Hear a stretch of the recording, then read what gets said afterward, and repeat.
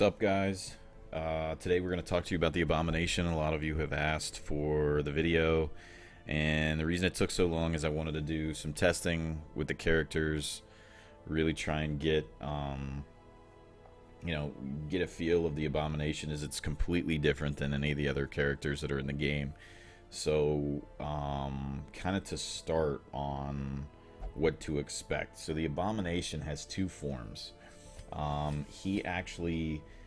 He changes from this human form into the werewolf here, and you'll see that over the course of a fight. Many of you know that, but a couple things: you can't pair him with any of the considered quote-unquote holy characters.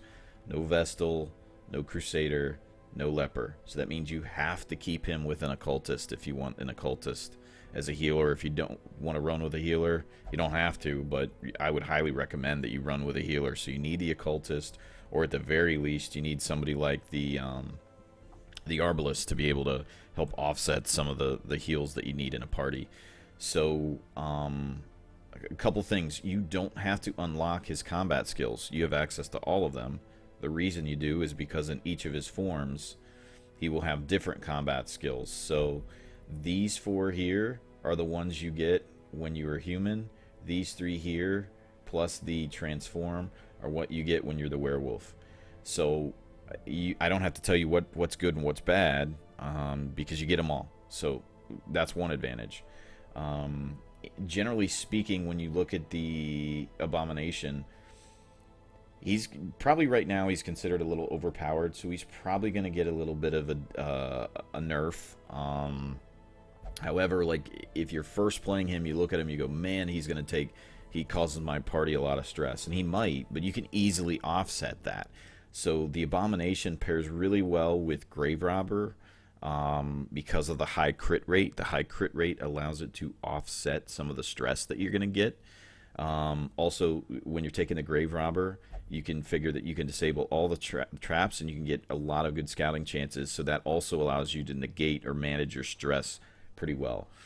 The other thing you can do is you can bring a Jester, and I think the Jester pairs probably the best with the Abomination, because he gives speed, he gives crit, and all you really need to do is spam the Battle Ballad. So he's going to spam speed and crit that are really going to benefit the Abomination. So that's one thing that would greatly help you. So, my opinion, Jester pairs really well. He also can help manage that stress down during the camping.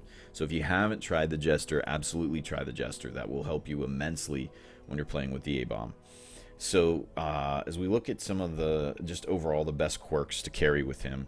So as I've said before, if you look at the camping skills, this is kind of like an idiot's guide to how to play the character. So damage spikes are good, and speed is good.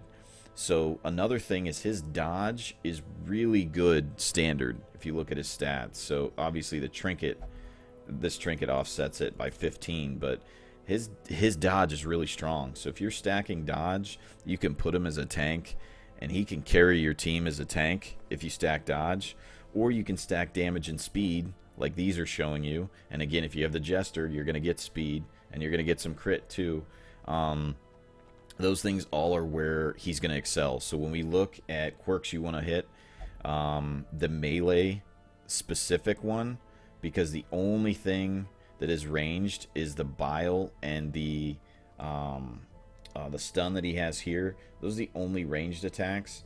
Those really, as long as you have accuracy, those are going to be okay. But the accuracy based on these is fairly high anyway. So you're not going to stay in that human form in any of the fights that are going to be difficult. So as you look here, really what you need is you're going to want crit, you're going to want dodge, and you're going to want speed. So quick reflexes, evasive, and then you could either take deadly, but generally I would say focus on the melee specific crit in order to get him the most OP that you possibly could. That's really where I think he excels. As you look, Rabies would be another really good one, because he really doesn't suffer from accuracy. So as far as the disease, if you get Rabies, that's a good thing. Looking at his camping skills, nothing out of this world. The self-only plus 25% damage is pretty strong before a boss fight. If you were to fight the Shambler, this one would be pretty strong. The Eldritch Blood, if you wanted to camp before that fight. The quickening, you know, a speed boost is good, but if you're carrying a jester, you really wouldn't need that. Then anger management is a good one to help manage the rest of your party.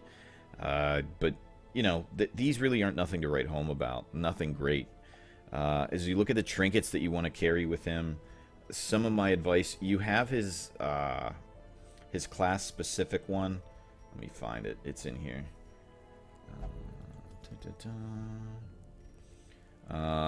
This one's plus virtue chance, plus prot.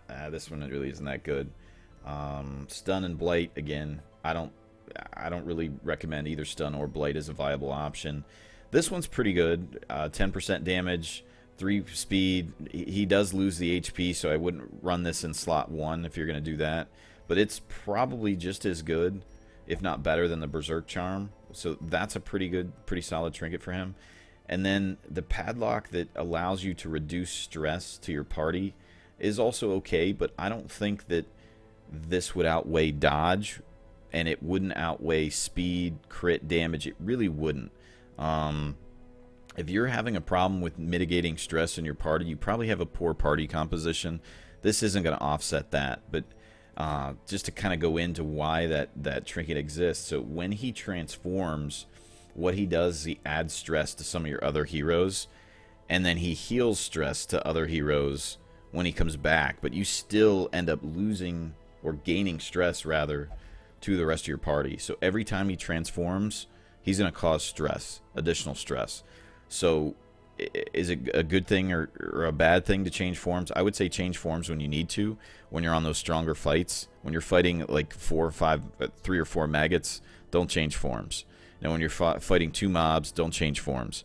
But generally speaking, changing forms is okay, and you're going to be able to do a lot more damage that way. But just know that it's going to cause stress over time to your party. That's another reason why the Jester offsets it, and anybody that's high crit can offset it. But the trinkets I would recommend are high dodge, high speed, high damage.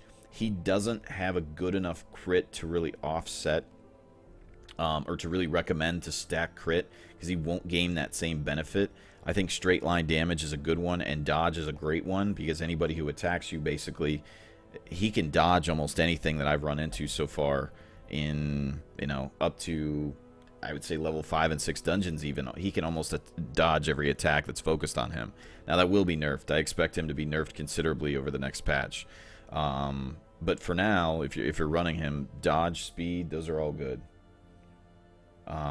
So anyway, that's kind of a breakdown of the Abomination. Let me know if you guys have any additional questions about him, but pair him with a Jester, an Occultist, and a Hellion. I think he runs really well. Or a Grave Robber, a Hellion, and a Occultist is another really good pairing. So try those, see what you think. You probably will be pleasantly surprised with the lack of stress you have at the end of those runs. So that's it, guys. Thanks for watching.